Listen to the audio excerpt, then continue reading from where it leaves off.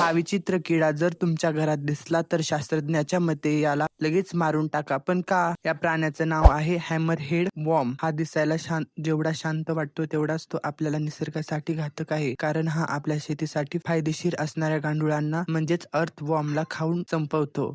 पण सावधान, याला मारण्याची घाई करू नका. जर तुम्ही याचे तुकडे केले तर हा मरणार नाही, उलट त्याच्या प्रत्येक तुकड्यापासून एक नवीन किडा तयार होतो.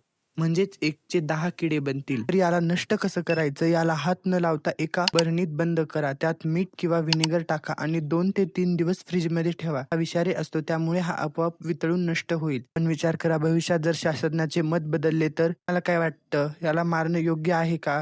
कमेंट करून नक्की सांगा आणि अशाच माहितीसाठी सबस्क्राईब नक्की करा.